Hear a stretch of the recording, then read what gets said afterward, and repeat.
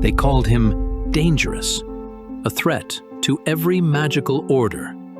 So they chained him and cast him out.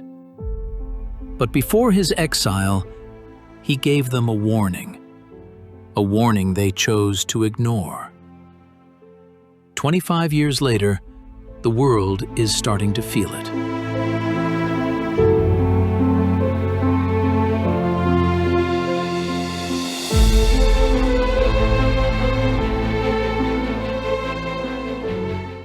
Kathrine quietly made her way down the darkened hallway, her memory of the house helping her to her destination.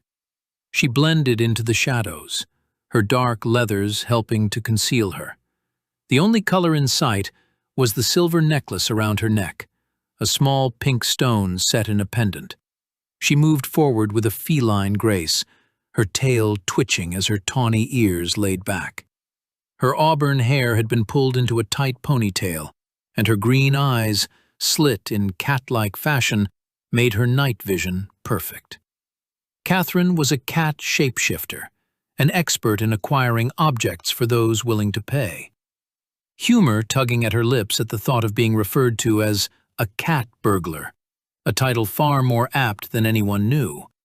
She was always meticulous with her assignments.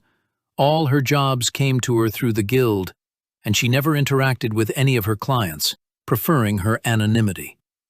Kathrine reached the door and placed her gloved hand on the handle. Her ears perked as she listened. The magical barriers warding the mansion had been easy enough to bypass, allowing her to slip in through a second-floor window.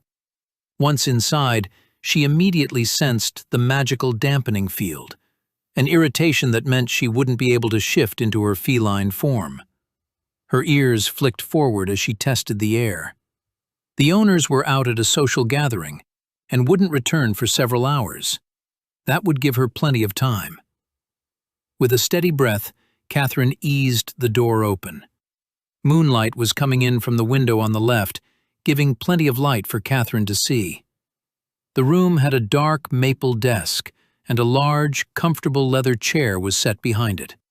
A bookcase and a display cabinet stood against the right wall.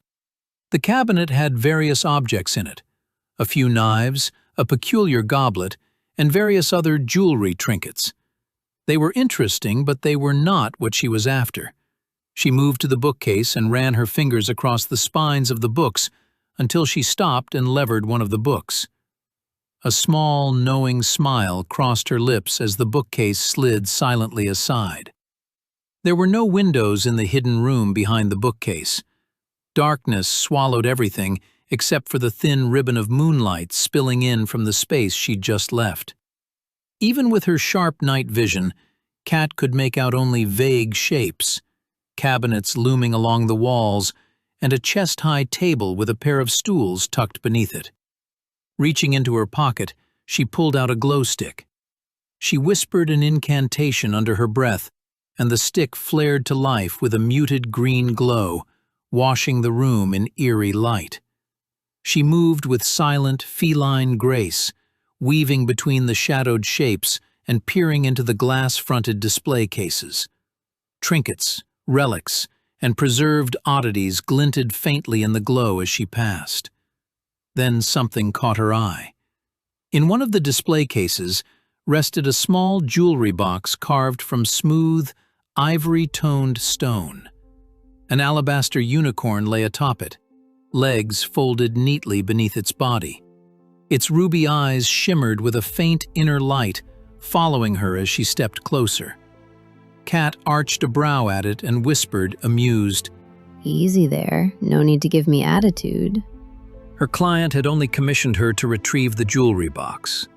But Kathrine was a thief by trade, and it felt almost irresponsible not to see if anything else in the room was worth her time. Her gaze drifted over the shelves until a glimmer caught her eye. An oval-shaped moonstone etched with faint runes. Small, unobtrusive, and easy to pocket. But first, the box. She eased the display case open and extended her hand toward the carved unicorn box. The creature's stone horn shifted with startling speed, angling to stab her hand. Kathrine's lips curled into an amused smirk. Nice try, bud.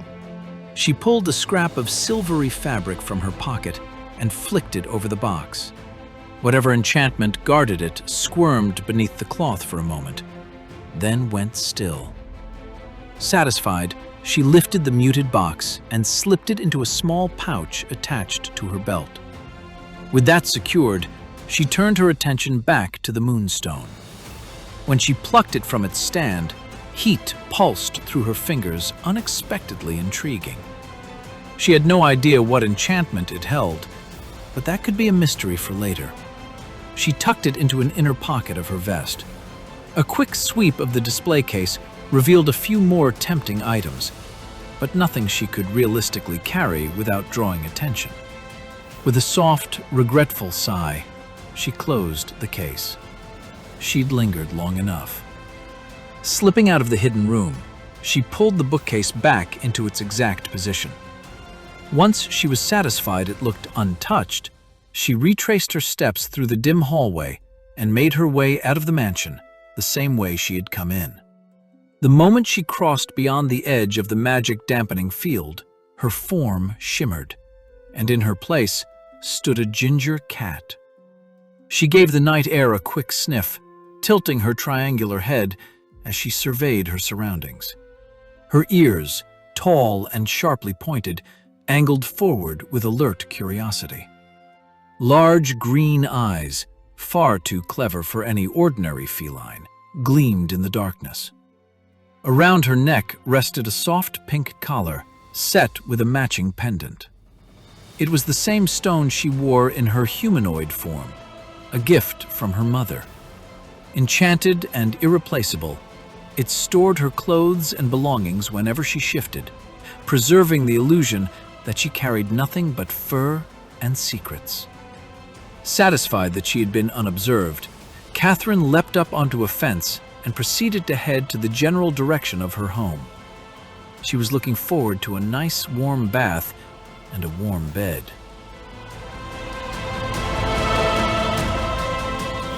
If you want to see where these roads lead, make sure to subscribe.